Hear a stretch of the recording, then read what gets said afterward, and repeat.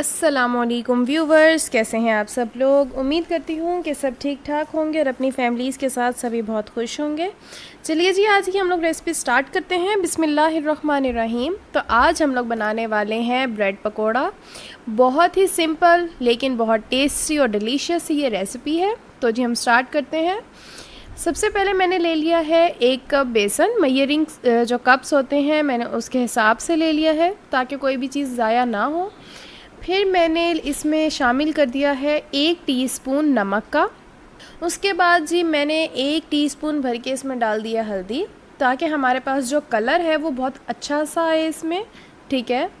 फिर मैंने इसमें शामिल किया है 4 टेबलस्पून चावल का आटा। अगर आप लोगों के पास चावल का आटा मौजूद नहीं है तो कॉर्नफ्लोर से भी उसको रिप्लेस किया जा सकता है, क्योंकि हमारा जो बेसिक मकसद है वो क्रिस्पी करना है जो आउटर लेयर है पकोड़े की उसको। उसके बाद जी मैंने इसमें शामिल किया है नींबू का रस 1 टेबलस्पून। मैं फ्रीज़ करके रखती हूँ तो मैंने वही शामिल कर दिया। आप लोगों के पास ताज़ा हो तो आप वो शामिल कर दीजिएगा।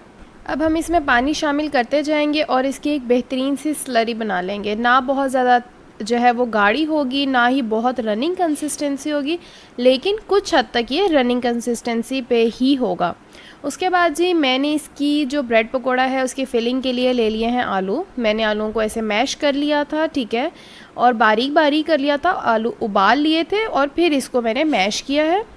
यहाँ पे मैंने इस्तेमाल किए हैं 3 से 4 बड़े साइज़ के आलू। अब हम लोग क्या करेंगे कि हम लोग एक कढ़ाई ले लेंगे और उसमें शामिल कर देंगे ऑयल। ऑयल को हम लोग रख देंगे बिल्कुल लो आंच पे, ताकि हमारा ऑयल जो है वो गर्म होता रहे। और साथ ही साथ हम लोग अपने मटेरियल में मसाले वगैरह भी डाल लेंगे। और हम एक काम क्या करेंगे, हम लेंगे ब्रेड और ब्रेड के जितने भी कॉर्नर्स हैं वो कट कर देंगे। हमने सिर्फ अंदर का हिस्सा इस्तेमाल करना है, हमें कॉर्नर्स नहीं चाहिए।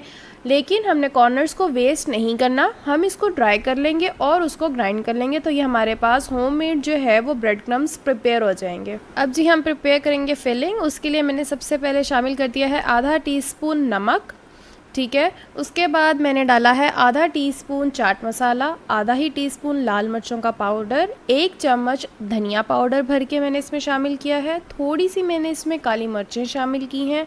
उसके बाद मैंने हस्बे ज़रूरत मतलब थोड़ा बहुत इसके अंदर मैंने शामिल किया है ज़ीरा।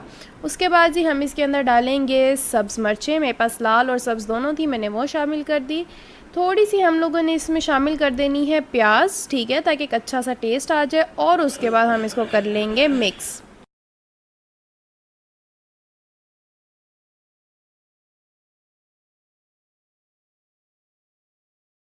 जी यहाँ पे हम लोग लगाएंगे कुछ सॉसेस। मैंने ब्रेड ले ली है, मेरे पास यहाँ पे पिज़्ज़ा सॉस थी, मैंने एक साइड पे यहाँ पिज़्ज़ा सॉस लगा दी और दूसरी साइड पे मैंने लगा दी केचप और मैंने उसको अच्छे से स्प्रेड कर लिया है।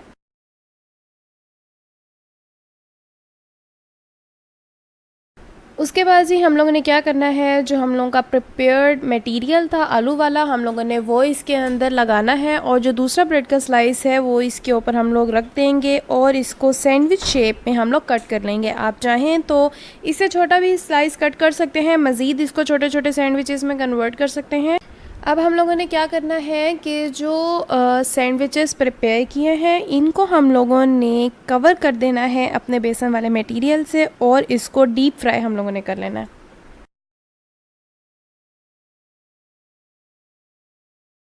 जी यहाँ पर जो बेसन है उसका कलर चेंज हो चुका है। हम लोगों के जो ब्रेड पकोड़े हैं वो अच्छे तरीके से बन चुके हैं। अब हम लोग इसको कर लेंगे डिश आउट। मैंने इसको मज़ीद छोटे छोटे सैंडविचेस में कट कर दिया है, छोटी छोटी सी शेप दे दी है और मैं इसको कर लूँगी बहुत ही अच्छी सी, ये मैंने ट्रे ली थी तो मैं उसमें डिश आउट कर दूँगी। जी व्यूवर्स, आप लोग भी इस रेसिपी को ज़रूर ट्राई कीजिएगा। इंशाल्लाह you will going to love this recipe. और हम इसको कह सकते हैं ये इवनिंग स्नैक है, चाय हो साथ ये हो तो शाम बन जाती है इंसान की। आप लोगों ने ज़रूर ट्राई करना है और मुझे कमेंट सेक्शन में बताना है कि आप लोगों की डिश कैसी बनी। मुझे यूं ही अपनी दुआओं में याद रखिएगा। लाइक, शेयर और सब्सक्राइब करना मत भूलिएगा। इंशाल्लाह हम मिलेंगे एक नई वीडियो में एक नई रेसिपी के साथ। टिल देन अल्लाह हाफिज़। Nice.